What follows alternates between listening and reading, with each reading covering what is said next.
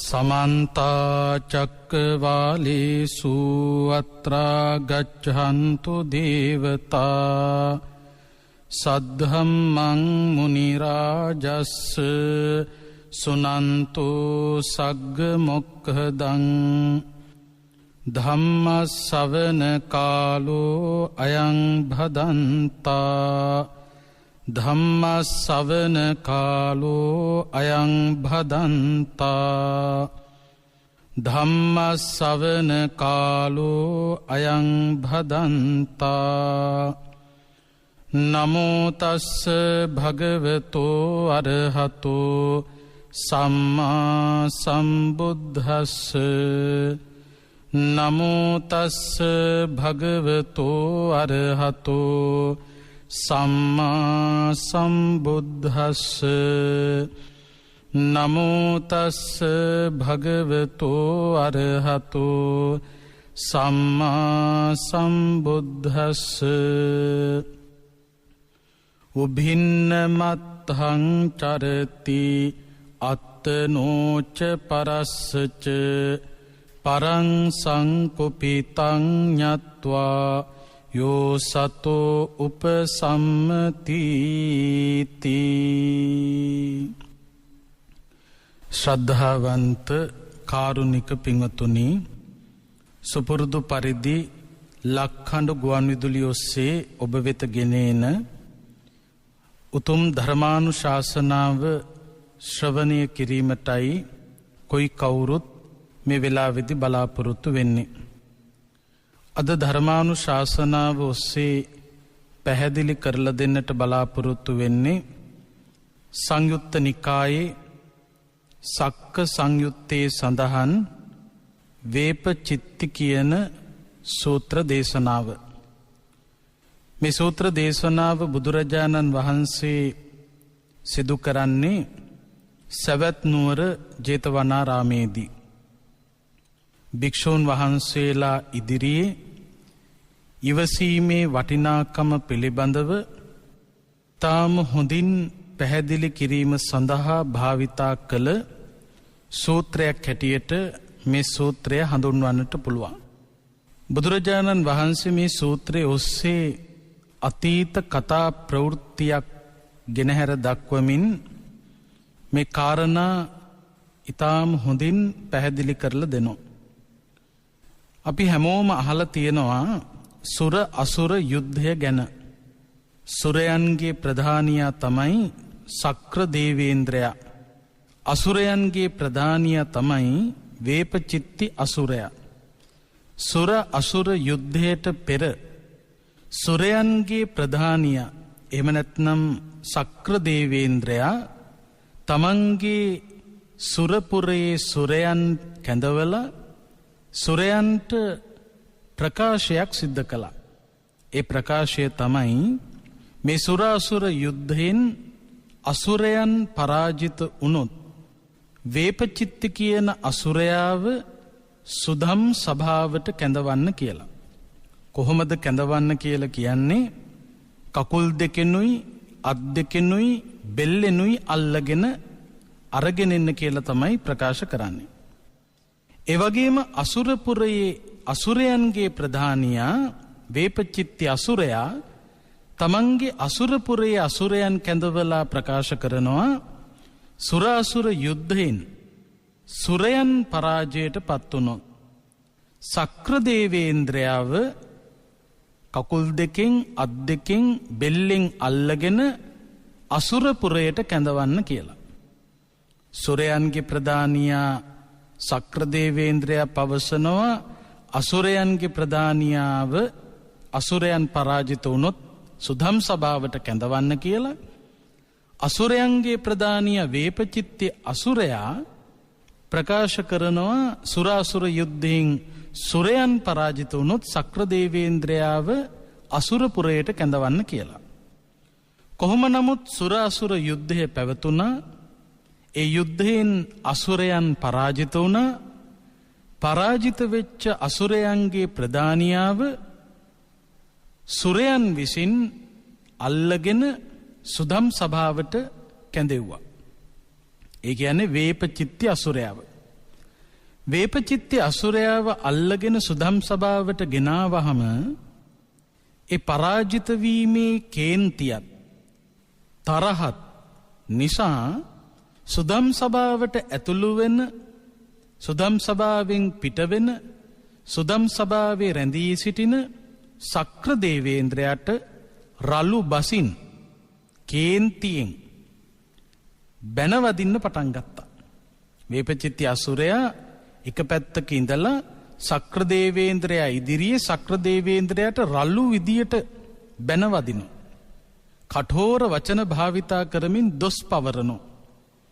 වේපචිත්ති අසුරයා මොනතරම් කේන්ති ඇති කරගෙන තරහව ඇති කරගෙන සක්‍ර දේවේන්ද්‍රයා ඉදිරියේ රළු වචන කතා කළත් බැනවැදුනත් සක්‍ර දේවේන්ද්‍රයා ඒ එකක්වත් ගණන් නොගෙන නිශ්ශබ්දව ඉවසීමෙන් කටයුතු කළා. වේපචිත්ති අසුරයා කෑගහනකොට බැනවදිනකොට ඒ වචන ඉදිරියේ ඉවසීමෙන් හිටපු සක්‍ර දේවේන්ද්‍රයා ළඟට මාතලී දිව්‍ය පුත්‍රයා ඇවිල්ලා සක්‍ර දේවේන්ද්‍රයාට ප්‍රකාශ කරනවා භයානු මතවා සක්ක දුබ්බල්යානෝ තිතික්ඛසි සුනන්තෝ පරුසං වාචං සම්මුඛා වේපචිත්තිනෝ. සක්දෙවිඳුනි, වේපචිත්ති අසුරයා ඔබතුමා ඉදිරියේ ඔබතුමාට රළු වචන කතා කරමින් බැනවදිනෝ, දොස් කියනවා. ඒ බැනවදින රළු වචන අහගෙන ඉන්න ඔබතුමා නිහඬව ඉවසීමෙන් අහගෙන ඉන්නේ බය නිසාද දුර්වල නිසාද කියලා විමසනවා. සාමාන්‍යයෙන් අපේ සමාජය තුළ වාසය කරනකොටත් කවුරු හරි බැනගෙන එනකොට දඬු මුගුරු අරගෙන ගහගෙන එනකොට කවුරු හරි කෙනෙක් ඉවසීමෙන් ඉන්නවා නම් නිහඬව ඉන්නවා නම් තවත් කෙනෙක් ළඟට ඇවිල්ලා අර ඉවසීමෙන් ඉන්න කෙනාගෙන් අහන්න ඉඩ තියෙනවා අච්චර බැනගෙන එනකොට කටවහගෙන ඉන්නේ බය නිසාද, අච්චර අර පොළු උස්සගෙන එනකොට නිශ්ශබ්දව ඉන්නේ දුර්වල නිසාද. මෙන්න මේ විදියටම තමයි එදා මාතලී දිව්‍ය පුත්‍රයා සක්‍ර දේවේන්ද්‍රයාගෙන් ඇවිල්ලා අහන්නේ. වේපචිත්ති අසුරයා මෙච්චර බැනවදිනකොට රළු වචන කතා කරනකොට ඔබතුමා ඉදිරියේ නිහඬව ඉවසීමෙන් ඉන්නේ ඔබතුමා බය නිසාද දුර්වල නිසාද. මාතලී දිව්‍ය පුත්‍රයා සක්‍ර දේවේන්ද්‍රයාගේ මේ අහපු ප්‍රශ්නයට සක්‍ර දේවේන්ද්‍රයා උත්තර දුන්නා. කොහොමද උත්තර දුන්නේ? නාහං භයාන දුබ්බල්යා කමාමි වේපචිත්තිනෝ කතං හිමාදිසෝ විඤ්ඤෝ බාලේන පටිසංයුජේ. මාතලී, කේන්තිය ඇති කරගෙන රළු වචන කතා කරන වේපචිත්ති ඉස්සරහා මම නිහඬව ඉන්නේ බය නිසාවත් දුර්වල නිසාවත් නෙවෙයි. නාහම් භයාන දුබ්බල්යා කමාමි වේපචිත්තිනෝ. මම මේ වේපචිත්තගේ වචන ඉස්සරහා ඉවසීමෙන් ඉන්නේ වේපචිත්තිට බය නිසාවත් ඊට වඩා දුර්වල නිසාවත් නෙවෙයි. කතංහි මාදිසෝ විඤ්ඤෝ, මං වගේ නුවණක් තියෙන කෙනෙක් බාලේන පටිසංයුජේ, කොහොමද මේ බාලයෙක් එක්ක නැවත ඒ විදියටම පිළිතුරු සපයන්නේ? නැත්නම් කේන්ති අරගෙන කෑගහන මේ වේපචිත්ති ඉස්සරහා මං වගේ නුවණක් තියෙන කෙනෙක් කොහොමද ඒ මට්ටමට වැටෙන්නේ? සක්‍ර දේවේන්ද්‍රයා උත්තර දෙනවා. එතකොට සක්‍ර දේවේන්ද්‍රයා ඉවසන්නේ බය නිසාවත් දුර්වල නිසාවත් නොවේ. කේන්ති අරගෙන කෑගහගෙන එන කෙනා දුර්වල බාල පුද්ගලයෙක් හැටියට දන්න නිසා. ඒ වගේ කෙනෙක් කෑගහගෙන එනකොට, දොස් නගාගෙන එනකොට, රළු වචන කතා කරනකොට පෙරලා ඒ විදියටම උත්තර සපයන්න යනවා නම් ඒක බුද්ධිගෝචර ක්‍රියාවක් නොවන බව සක්‍ර දේවේන්ද්‍රයා පැහැදිලි කළා. හැබැයි ඒ වෙලාවේ මාතලී දිව්‍ය පුත්‍රයා නැවත සක්‍ර දේවේන්ද්‍රයාට ප්‍රකාශ කරනවා, සක්දෙවිඳුනි, දැන් ඔබතුමා ප්‍රකාශ කළා වේපචිත්ති අසුරයා රළු වචනින් කතා කරනකොට බැනවදිනකොට ඔබතුමා ඉවසන්නේ බය නිසාවත් දුර්වල නිසාවත් නෙවෙයි කියලා. ඔබතුමා වගේ නුවණක් තියෙන කෙනෙක් ඒ වගේ බාල මට්ටමකට නොවැටිය යුතු නිසා. එනමුත් තරහව ඇති කරගෙන රළු වචනින් කතා කරන වේපචිත්ති හිතනවා ඇති ඔබතුමා නිහඬව ඉන්නේ, ඔබතුමා ඉවසීමෙන් ඉන්නේ වේපචිත්තිට බය වෙච්ච නිසා, වේපචිත්තිට වඩා දුර්වල නිසා. ඕක සග්දවිඳුනි ඉවසීමේ දෝෂයක් කියලා ඒ වෙලාවේදී මාතලී දිව්‍ය පුත්‍රයා ශක්‍රදේවේන්ද්‍රයාට පැහැදිලි කරනවා. ඒ වෙලාවේ සග්දවිඳු මතක් කරනවා නුවණක් තියෙන කෙනා හිතන විදියත් නුවණ මද අඥාන කෙනෙකුගේ චින්තනයත් සමාන කරන්න බෑ. දැන් ශක්‍රදේවේන්ද්‍රයා ප්‍රකාශ කළ ඉවසීමට හේතුව. හැබැයි ඇත්තටම මාතලී දිව්‍ය පුත්‍රයා ප්‍රකාශ කරපු කාරණාවත් ඇත්තක්. වේපචිත්ති වාගේ කෙනෙක් ඒ කේන්තියෙන් කෑ ගහනකොට නිහඬව ඉන්න ශක්‍රදේවේන්ද්‍රයා පිළිබඳව සමහර විට බය නිසා එහෙම ඉන්නේ, දුර්වල නිසා එහෙම ඉන්නේ කියලා හිතන්න පුළුවන්. ඒක බාල චින්තනය. දැන් අපේ සමාජයේ උනත් කවුරු හරි බැනගෙන එනකොට, චණ්ඩි විදියට එනකොට ඒ එන විදියත් එක්ක යම්කිසි කෙනෙක් ඉවසීමෙන් කටයුතු කරනවා නම්, නිහඬව කටයුතු කරනවා නම්, සමහරකට ඒ නිහඬව ඉන්නේ ඉවසීමෙන් ඉන්නේ ඒ කෙනා බුද්ධිමත්කම නිසා, නුවණක් තියෙන නිසා. හැබැයි අනිත් පැත්තේ ඉන්න කෙනා හිතන්න පුළුවන් මේ කෙනා නිහඬව ඉන්නේ මට බය වෙලා, මේ කෙනා නිහඬව ඉන්නේ දුර්වල නිසා. හැබැයි ඒක බාලයාගේ බාල චින්තනයක්. නුවණක් තියෙන කෙනා හැම වෙලාවෙම කල්පනා කරන්නේ කෙනෙක් කේන්තිය ඇති කරගෙන කටයුතු කරනවා නම් ඒ කේන්තිය ඇති කරගත්ත කෙනා ඉදිරියේ ඉවසීමෙන් ක්‍රියා කරන්න. උබින්න මත්තං චරති අත්තනෝච පරස්සච පරං සංකුපිතං ඤත්වා යෝ සතෝපසම්මති. යම් කිසි කෙනෙකුට කේන්ති ගිහිල්ලා ඉන්නේ කියලා දන්නවනම්, තරහ ගිහිල්ලා තියෙන්නේ කියලා දන්නවනම්, ඒ බව ප්‍රකට වෙනවනම්, ඒ කේන්තිගත් පුද්ගලයා ඉදිරියේ සංසුන්ව ඉවසීමෙන් කටයුතු කරනවා නම් අන්න ඒ ඉවසපු පුද්ගලයා උබින්න මත්තං චරති අත්තනෝච පරස්සච, තමන්ටත් අන් පුද්ගලයාටත් දෙපක්ෂයටම අර්ථය යහපත ඉටු කරපු කෙනෙක් බවට පත් වෙනවා. උභයාර්ථය සිද්ධ කරපු කෙනෙක් බවට පත් වෙනවා. එතකොට බලන්න මේ සූත්‍රයේ ඔස්සේ අපට දෙන පණිවිඩය.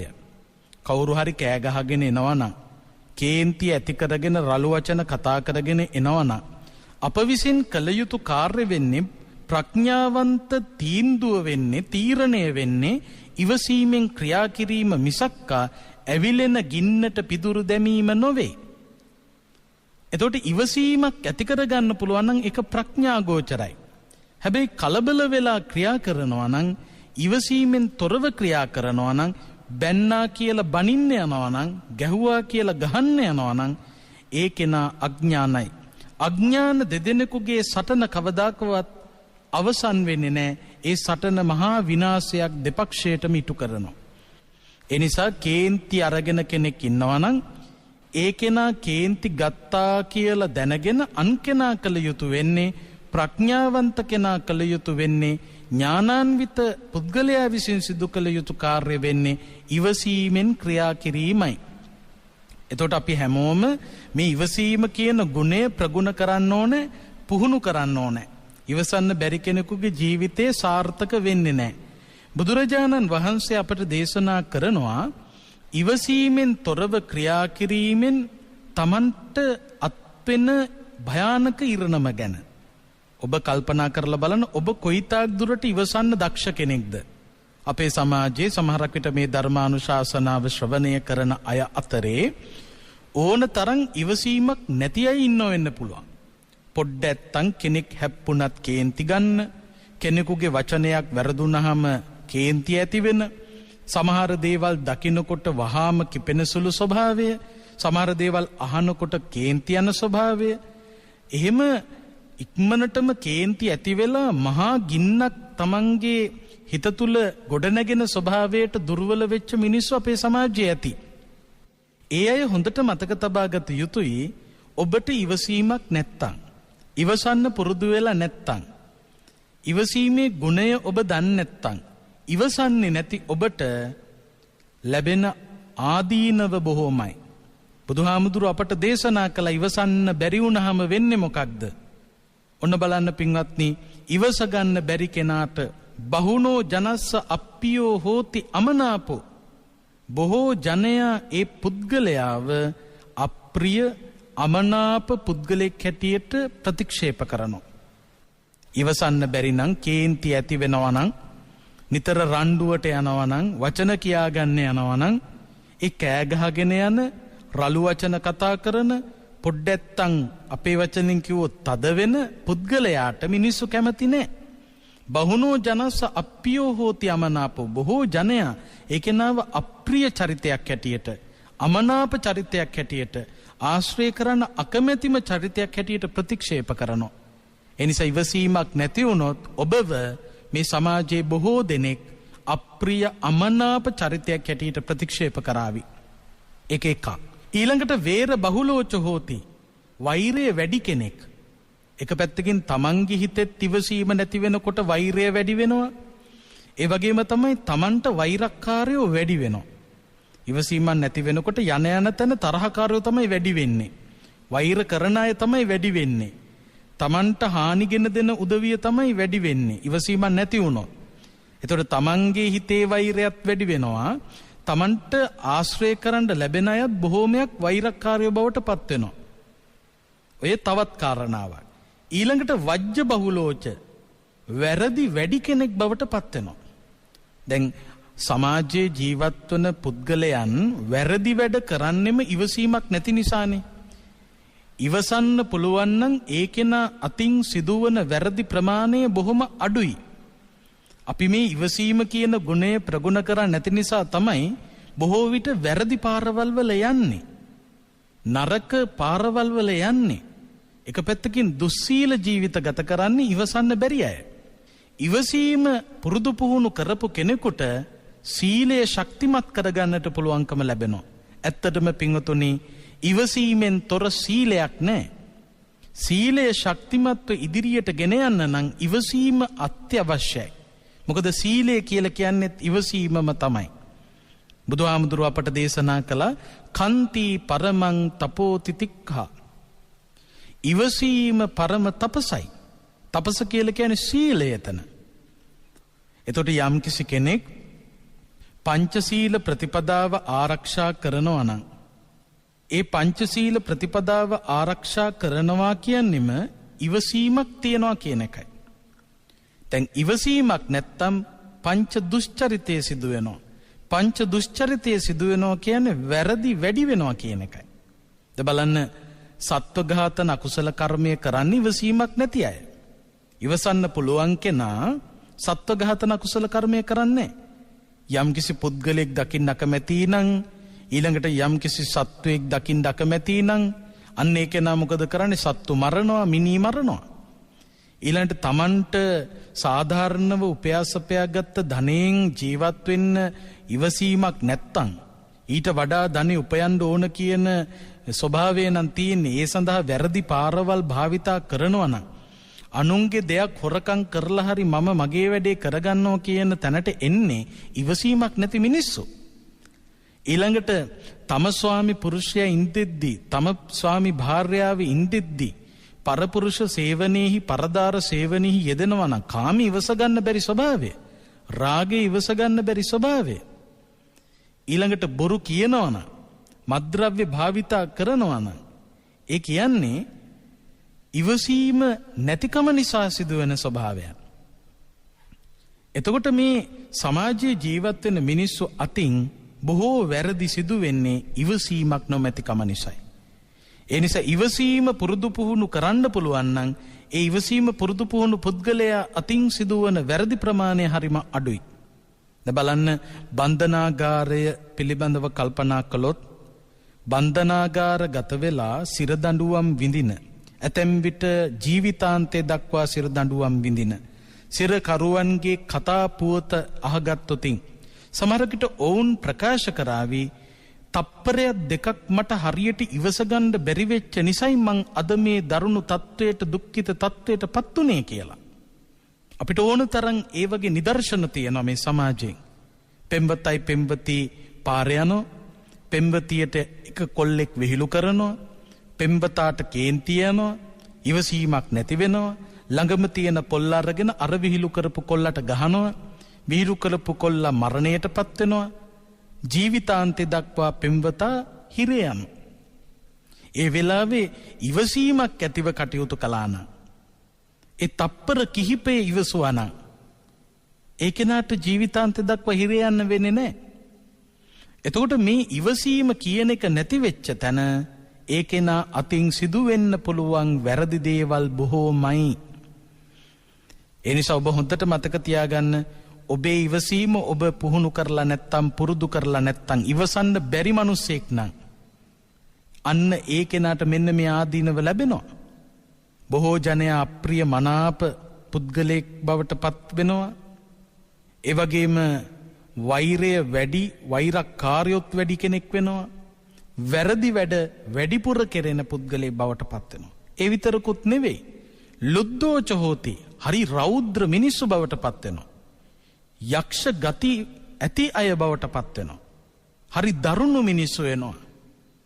දැන් බලන්න, පහුගිය කාලෙක සංගීත සංදර්ශනයකට ගිහිල්ලා ඉවසීමක් නැතිකම නිසා කුපිත වෙච්ච කේන්තිගත් උදවිය ලක්ෂ ගණන් වටින බඩු මුට්ටු පොලේ ගහලා විනාශ කළා. රෞද්‍රයි, හරි ඡණ්ඩයි, හරි භයානකයි. යක්ෂ ස්වරූපයක් ඔවුන්ගෙන් මතුවෙනවා. ඔන්න ඉවසීමක් නැති වෙන තැන වෙන දේ. ඒ අය දැක්කහම මහ රෞද්‍ර ස්වරූපයක් පේන්නේ. ලුද්දෝච හෝති. ඒ වගේම තමයි විප්පටිසාරී, විපිලිසර ස්වභාවයට පත් වෙන විකෘති. බලන්න, අධික ලෙස කේන්ති ගත්ත කෙනෙකුගේ ස්වභාවය. කේන්ති නොගෙන ඉවසීමෙන් පැත්තකට වෙලා බලාගෙන හිටියොත් අපිට හොඳටම තේරෙනවනේ මේ කෙනා දැන් ප්‍රකෘති ස්වභාවයක නෙවෙයි ඉන්නේ, විකෘති මානසික මට්ටමක කියලා. සමහරකට හැසිරීමට දිහා පොඩ්ඩක් බලාගෙන ඉන්න. වටින බඩු මුට්ටු පොලේ ගහන විදිය, සමහරකට තමන්ම මහන්සි වෙලා හම්බ කරගත්ත ධනෙන් ගත්ත දේවල්, ඊළඟට තමන්ට කරගන්න හානි, සමහර අය ඔළුව ගිහිලා බිත්තිවල ගහන විදිය, සමහරක් විට ගෙලවැල්ලා ගන්න උත්සාහ කරන විදිය, වහබොන්න උත්සාහ කරන විදිය, දත් මිටි කන විදිය, ගෙවල් වල බඩු මුට්ටු ටික පොලේ ගහන විදිය, ඒ දර්ශනයේ ඒ හැසිරීම දිහා බලනකොට අපට හොඳටම පැහැදිලි එතන ප්‍රකෘති ස්වභාවයක් නොවේ තිබෙන්නේ, විකෘති වෙච්ච ස්වභාවයක්. මනස විකෘති වෙනවා. විප්පටිසාරී කියලා කිව්වේ ඒකයි. ඒ වගේම සම්මූල් හෝ කාලං කරෝති. ජීවිත ගමන තුල ඉවසීම පුරුදු පුහුණු නොකළ අය මරණාසන්න මොහොතේදී සිහි මුලා වෙලා තමයි මරණයටපත් වෙන්නේ. මොකද හේතුව ඒ ස්වභාවය පිළිබඳවවත් ඉවසන්න ඉගෙනගෙන නැහැ. උපත සහ විපත අතර කාල සීමාව තුල අපට බොහෝ දේවල් ඉවසන්න ලැබෙනවා. ඒ ඉවසීම පුරුදු පුහුණු කළ යුතුව පවතිනවා. ඉවසීමක් නැත්නම්, ඉවසන්න පුරුදු වෙලා නැත්නම් අන්තිම මොහොතේදී ඒ භයානක අවස්ථාවේ ඉවසීමක් ඇත්තේම නැතුව මුලා වූ මනසක් සහිතවයි මරණයටපත් වෙන්න වෙන්නේ. කාලං කරෝති කියන්නේ මරණයටපත් වෙනවා කියන එකයි. කාලයාගේ ක්‍රියාව, කාල කියලා කියන්නේ මාරයට. මාරයාගේ ක්‍රියාව මරණයටපත් වෙනවා කියන එකයි කියන්නේ. කොහොමද මැරෙන්නේ? සම්මූල් හෝ, සිහි මුලා වෙලා. ඊළඟට කායස්ස භේදා පරම් මරණ අපායන් විනිපාතන් නිරයන් උපජ්ජති. මරණයටපත් වුණාට පස්සේ ඉවසීමක් නැතුව ක්‍රියා කරපු උදවියට කුමක්ද සිදු වෙන්නේ? මරණින් පස්සේ අපායට, දුගතියට, සතර අපායට ගිහිල්ලා දුක් විඳින මට්ටමකටපත් වෙන්න සිද්ධ වෙන බව බුදුරජාණන් වහන්සේ දේශනා කළා. ඒ නිසා මේ ඉවසීම පුරුදු පුහුණු කරන්නේ නැත්තම්, ඉවසීමක් ඇති කරගන්න උනන්දු වෙලා නැත්තම් ඒ අයට ලැබෙන විපාක අතිශයින් භයානකයි. ඒ නිසා අපි හැම වෙලාවෙම මේ ඉවසීම පුරුදු පුහුණු කරන්න ඕන. පැරණි පඬිවරු පවා මේ ඉවසීම අගය කළා. නරස්යාභරණං රූපං, රූපස්යාභරණං ගුණං, ගුණස්යාභරණං ඥානං, ඥානස්යාභරණං ක්ෂම. නරයා කියලා කිව්වේ මනුස්සයට. මේ නිතරම අහන ශ්ලෝක. නරස්යාභරණං රූපං, මනුස්සයා බබලන ආභරණයක් තමයි රූපය. හැබැයි රූපේ තිබ්බට මදි. රූපස්යා බරණං ගුණං, ඒ රූපේ බබලන ආභරණය තමයි ගුණවත්කම. හැබැයි ඒ රූපයත් ගුණයත් දෙකම තිබ්බත් වැඩන්නේ. ගුණස්යා බරණං ඥානං, ඥානවන්තකම තියෙන්න ඕන. එවගේම රූපයයි ගුණයයි ඥානයයි තුනම තිබ්බත් වැඩක් වෙන්නේ නැහැ මිනිස්සෙකුට.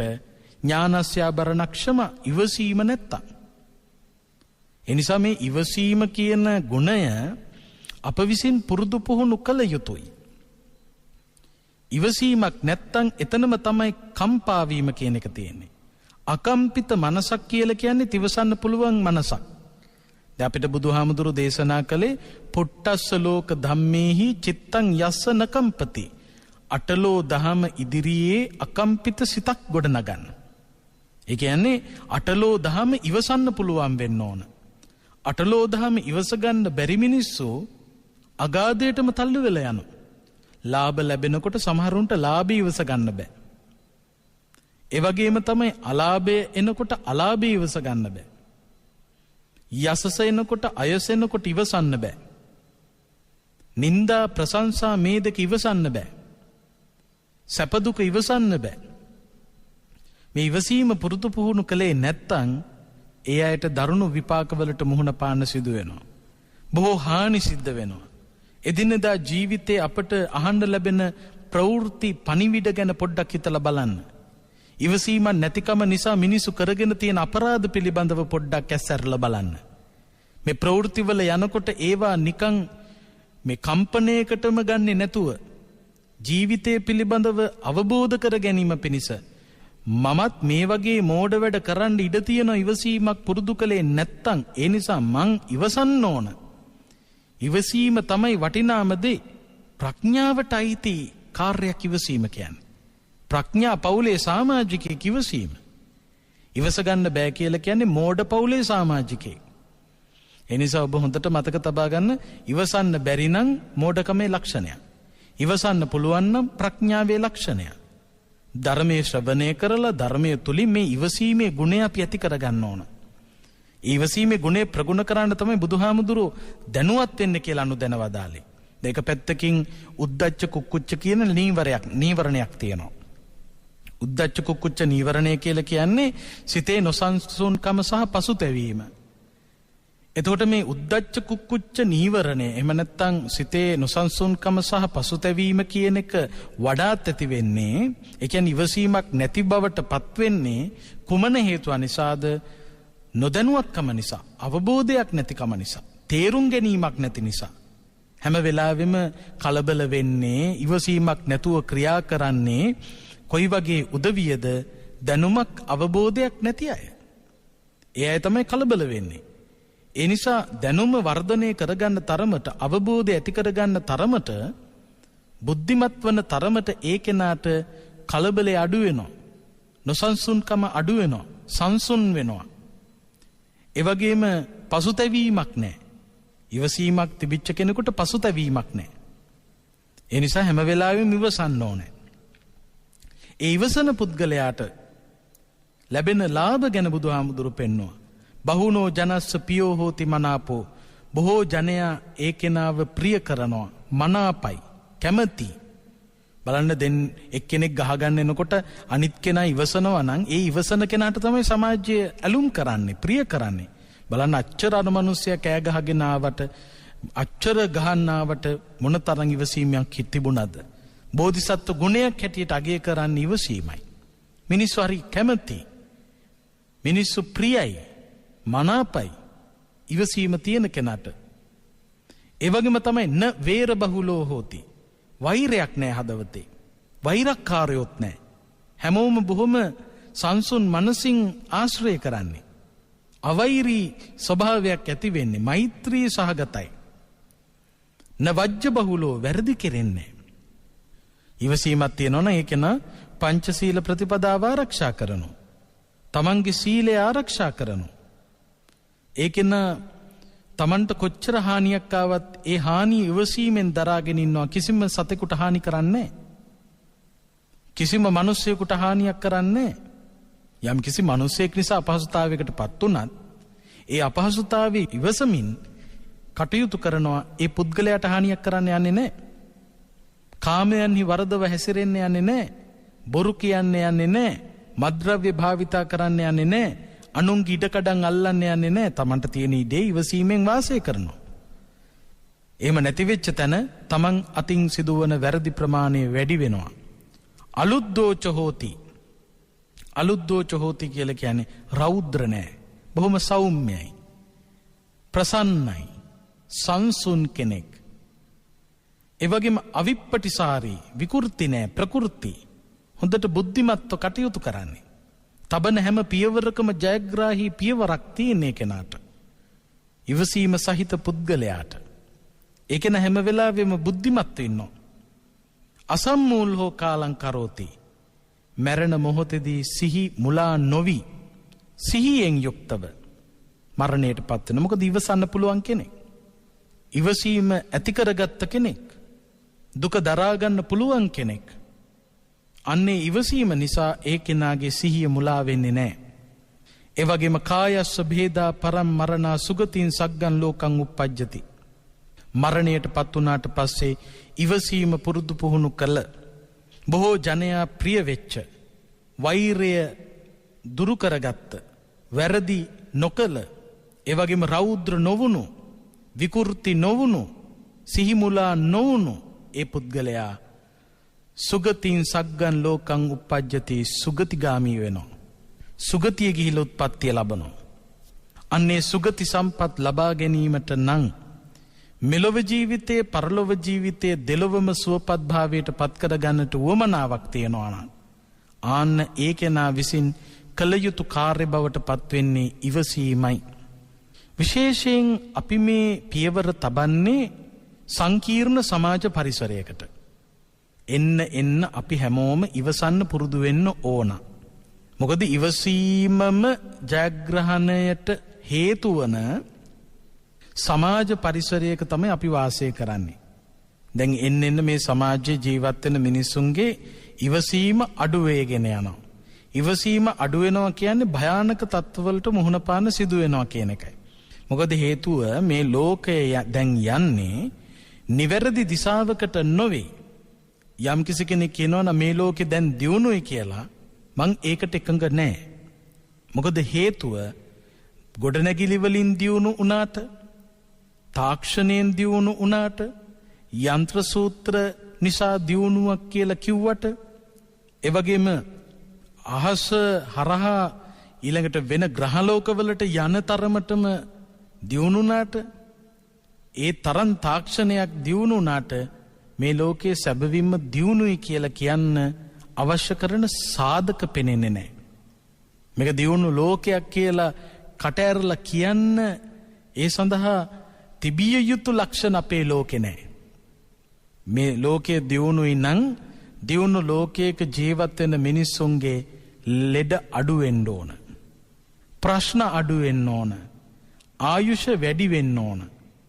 දැන් අපිට පේනවා මේ සමාජය දිහා බලනකොට ලෝකයේ දෙස බලනකොට එන්න රෝගීන්ගේ ප්‍රමාණය වැඩි වෙනවා. ගෙවල් වල ප්‍රශ්න වැඩි වෙනවා.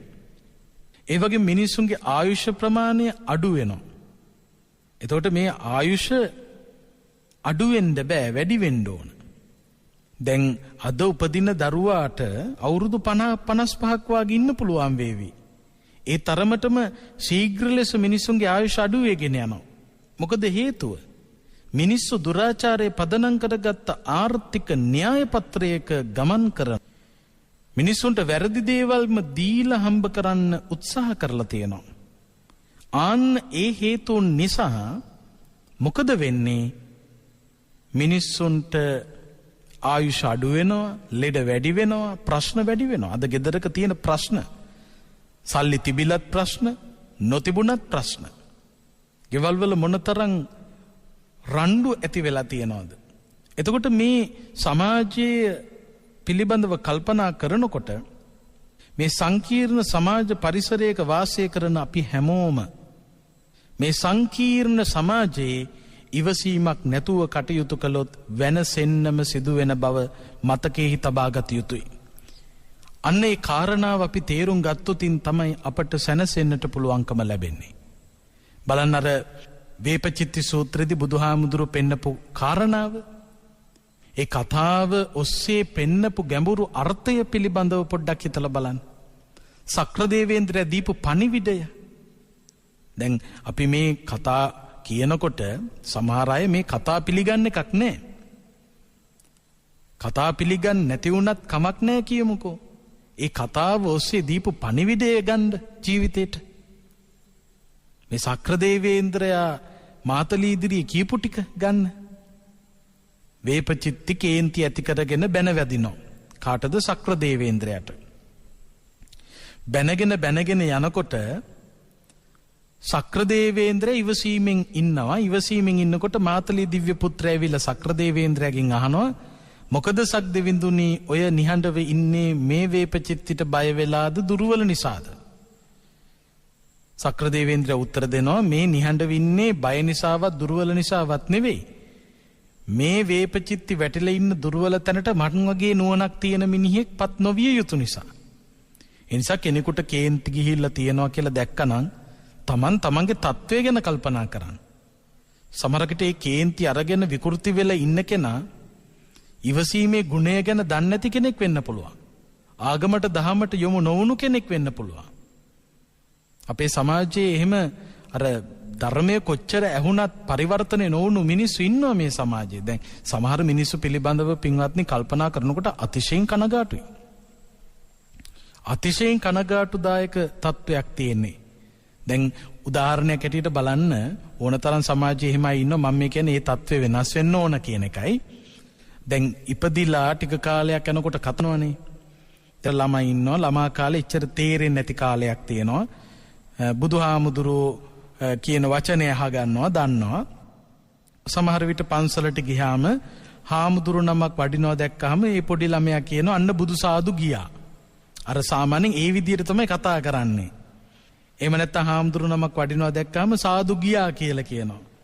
මට තියෙන ගැටලුව තමයි පින්වත්නි, අර නොතේරෙන ළමා කාලය තුල සාදු ගියා කියලා කියපු එක අවුරුදු 80 වෙලත් සාදු ගියා කියලාම කියන්න ඒ අඩුම ගානේ සාදු ගියා කියලා නෙවෙයි කියන්නේ, හාමුදුරුවෝ වැඩිය කියලායි කියන්න ඕන කියන තැනටවත් ආධ්‍යාත්මික පරිවර්තනයක් නොවුණු මිනිස්සු අපට හමු වෙනවා. ඒ කියන්නේ පුංචි කාලේ සාදු ගියා කියලා කියපු එක අවුරුදු 75 80 වෙලත් සමහරු ඉගෙනගෙන නැහැ මේ සාදු ගියා කියලා නෙවෙයි කියන්න ඕන, හාමුදුරුවෝ වැඩිය කියන එකයි. අර ඒ කාල සීමාව තුළ යම්කිසි පරිවර්තනයක් ජීවිතේ වෙන්න එපේ. දැන් උපතින් අපි බෞද්ධ වෙන්නේ නාමිකවනේ. කවුරුත් මේ ඉපදෙනකොටම තේරුම් අරගෙන ආගම් වලට යොමු වෙලා නැහැ. බෞද්ධ ගත්තත් අබෞද්ධ ගත්තත් උපදිනකොට ඒ අයට බෞද්ධකම හෝ නැත්නම් කතෝලික හෝ මුස්ලිම් හෝ හින්දු හෝ වෙන්නේ තමන්ගේ දෙමව්පියන්ගේ ආభాෂයෙන්. අම්මයි තාත්තයි බෞද්ධ නම් බෞද්ධ දෙමව්පියන්ට උපදින ළමයා බෞද්ධ ළමෙක්.